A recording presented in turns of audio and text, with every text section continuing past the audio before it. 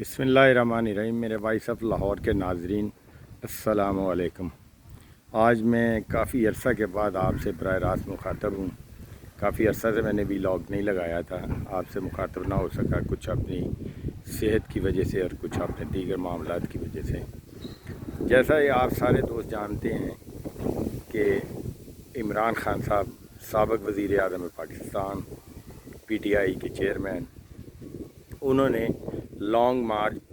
के लिए 5 मई की तारीख जो है दी हुई थी और सारे लोगों से, अपने कारकुनों से और आम पब्लिक से, साबिक़ फ़ौजियों से, सरकारी मुलाजमीन की फैमिलीज़ से, सब से उन्होंने दरख्वास्त की कि मुल्क में हकीकी जमहूरियत की बहाली के लिए और इलेक्शंस के इनेकाद के लिए जद्दोजहद करने के लिए आप निकलें। 5 मई को आप डी चौक पे आएँ, मेरे साथ धरना दें, वहाँ पे हम एहतजाज करेंगे और इस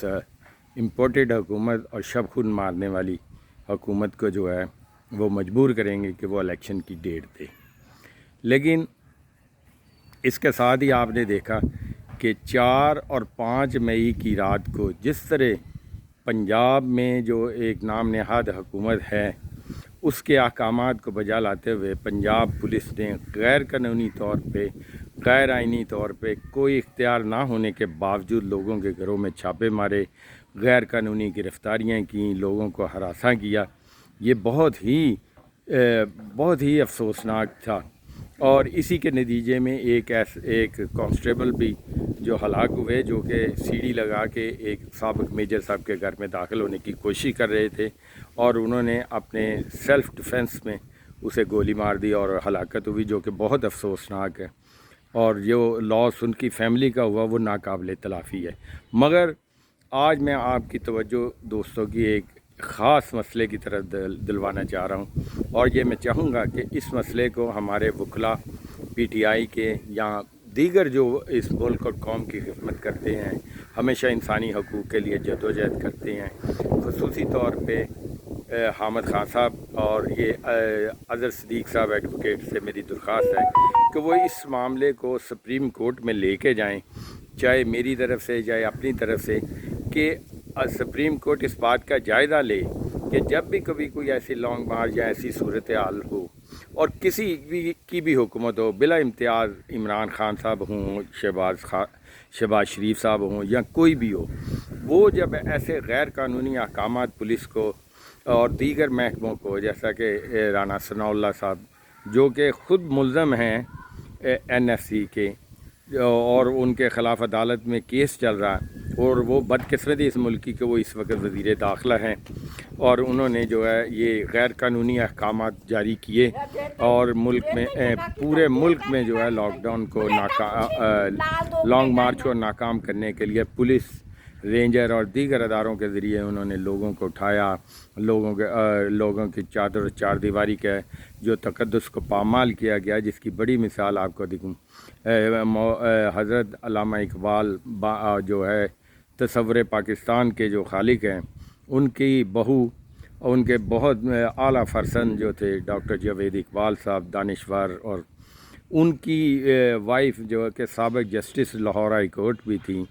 उनके घर में गैर कानूनी तौर पे दावा बोला, उनकी चादर और चार दीवारी के तकद्दुस का पामाल किया गया, उनसे साथ बदतमीज़ी की गई। इसी तरह बेशुमार मिसालें हैं। मैं वक्त की किल्लत की वजह से ज़्यादा ये तफसील में नहीं जाऊंगा, क्योंकि तमाम मीडिया अखबारात में ये बात आ चुकी है कि इस रात को पाकिस्तान में कोई कानून, कोई लॉ, कोई आइन कुछ नहीं था, सिर्फ बर्बरियत थी और इन इम्पोर्टेड हुक्मरानों का जो है ना वहशतनाक जो था तर्ज़ अमल, वो उससे लोग जो है ना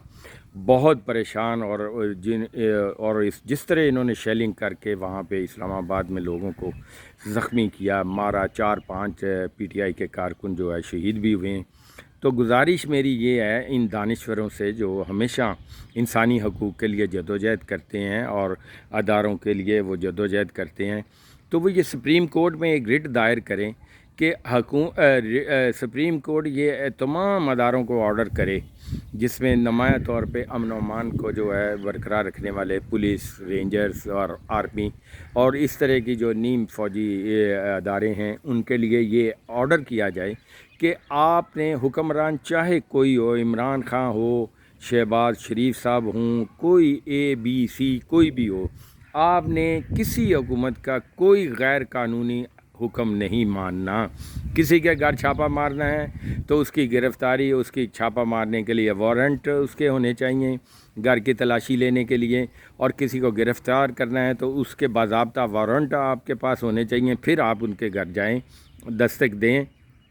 اور غیر قانونی طور پہ کسی کے گھر میں داخل نہ ہوں۔ یہ آرڈر کر دینا چاہیے ہے سپریم کورٹ کو، تاکہ آئندہ کے لیے یہ طے ہو جائے کہ کوئی کسی کی حکومت ہو، کوئی حزب اختلاف میں ہو، اگر وہ کوئی اپنا پرامن احتجاج کرنا چاہتا ہے، اپنے جذبات کا اظہار کرنا چاہتا ہے، تو اس کو بھی پابند کریں کہ وہ نہ ملکی املاک کو، نہ ملک کے کسی چیز کو، کسی ادارے کو، کسی چیز کو کوئی نقصان نہیں پہنچائیں گے، پرامن طور پہ اپنا احتجاج کریں گے، اپنا میسج دیں گے۔ یہ دونوں فریقین کے لیے میں بلا امتیاز بات کر رہا ہوں، کسی کو یہ نہیں کہ یہ آج میری حکومت ہے کل اس کی ہے تو ہم